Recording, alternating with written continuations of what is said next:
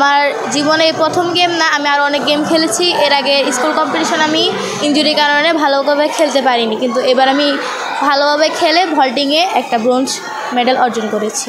আমি এই জিমন্যাস্টিক্স আগে চিনতাম না, আমি ভর্তি হওয়ার পর যখন আমি খেলতে থাকি তখন তারপর থেকে আমার ভালো লাগা শুরু করে। আমি জিমন্যাস্ট হিসাবে আমি একজন আন্তর্জাতিক মানের ভালো একটা খেলোয়াড় হিসেবে দেখতে চাই। আমার বাবা হচ্ছে একজন কৃষক আর মা হলো গৃহিণী। আমি ভবিষ্যতে খেলাধুলার পাশাপাশি ভালোভাবে পড়ালেখা করে একটা ভালো জব করতে চাই। এর মাধ্যমে আমার ফ্যামিলিকে হেল্প করতে চাই। আগ্রহ, তারপর মনোবলটা বেশি থাকা দরকার, আর ভয়টা যেন সবার না থাকে। জিমন্যাস্টিক্স খেলতে বেশিরভাগ সবার ভয়টা থাকে। আমার আদর্শ জিমন্যাস্ট হলো সিমন বাইস। আমার মনে হয় আসলে উন্নত হবে, আরও অনেক ভালো, মানে আমি যদি চেষ্টা করি আরও অনেক ভালো হবে খেলাধুলাটা। ঠিক আছে, ধন্যবাদ। আমি বোল্ডিং টেবিলে সিলভার মেডেল অর্জন করেছি। প্রস্তুতি সবসময়ের জন্যই নেওয়া ছিল, কারণ প্রফেশনালভাবে জিমন্যাস্টিক্স খেলি, তো সবসময় গেমের জন্যই রেডি থাকি যেন ভালো কিছু করার জন্য।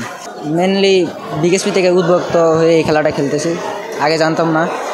মেনলি খেলা শেখা কোচের প্রতি অনেক অবদান, কালাম স্যার, রিগান স্যার, রুবি ম্যাডাম, মেনলি কোচের কারণে আজকে এই পর্যন্ত।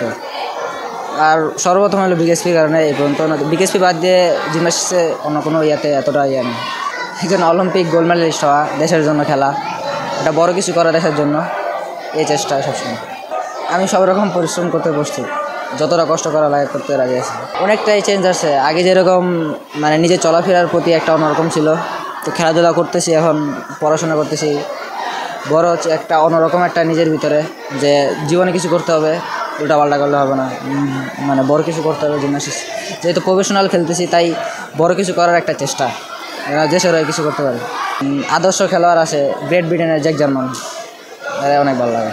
অবভিয়াসলি খেলাধুলা করতেছি, তাই বড় লেভেলের কোচ বা বড় একটা প্লেয়ার হওয়া আগে স্বপ্ন।